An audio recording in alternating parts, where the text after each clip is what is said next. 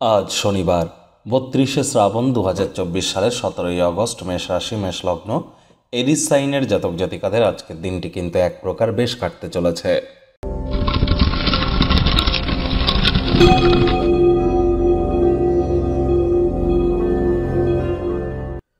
ভিডিওটির শুরুতেই স্ক্রিনে আপনারা দেখতে পাচ্ছেন শনি মহারাজের বীজ মন্ত্র ওম প্রাং প্রিং প্রং স শনিশ্চারায় নমঃ।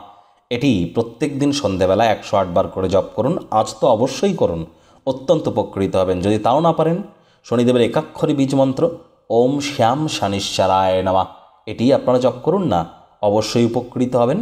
Oil, leather, fuel, iron, machineries, engineering বা লেবার ইন্টেন্সিভ ইন্ডাস্ট্রি, হার্ডওয়ার্ক বা যদি আপনার টাইম ম্যানেজমেন্ট, এর সাথে সাথে আমরা যদি দেখি তাহলে মাইনিং ইন্ডাস্ট্রি এবং একাধিক ক্ষেত্রের ধারক কারক বাহক গ্রহ শনি, বর্তমানে শনি বক্রী শনির কারণে 14ই নভেম্বর পর্যন্ত কী প্রভাব আপনাদের উপরে পড়বে অলরেডি চ্যানেলে ভিডিও আপলোড করা হয়েছে, সময় সুযোগ বুঝে একবার দেখে বা শুনে নেবেন।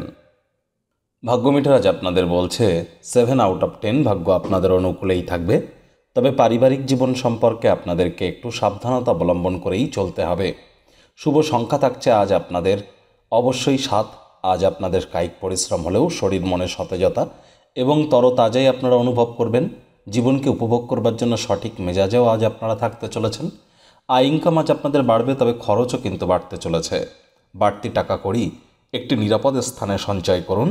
সেখানে অতিরিক্ত আর্থিক মুনাফা না পেলেও সময় মতো যে অর্থ ফেরত পাবেন এই গ্যারেন্টিটুকু যেন থাকে।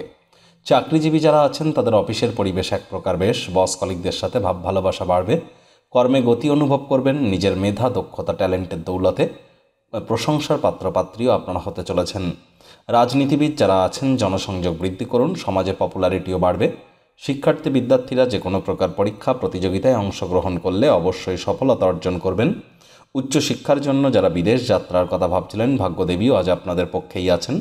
আজ আপনাদের সন্তান সন্ততি থেকে থাকলে তারাও তাদের কৃতিত্বের দ্বারা আপনাদেরকে গর্বিত অনুভব করাবে। হাউসওয়াইফদের জন্য দিনটি এক প্রকার বেশ।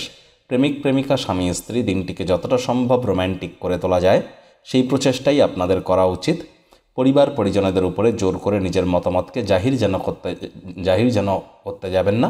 আজ বিশেষ কোনো ব্যক্তির নজরে আপনারা পড়বেন যদি কোনো দলগত ক্রিয়াকলাপের সাথে যুক্ত থাকেন। সময়ের সৌন্দর্যের দিকে তাকিয়ে নিজের জন্য সময় বার করুন। সেই সময়টিতে ব্যক্তিত্বের মূল্যায়ন করে কাটান। অবসরকালীন সময়ে মনের শান্তির জন্য কোনো পার্ক, রিভারফ্রন্ট বা মন্দির, মসজিদ, গুরুদ্বারা ভ্রমণ করতে পারেন। শত্রুপক্ষ, বিরোধী পক্ষ খুব একটি শক্তিশালী থাকছে না।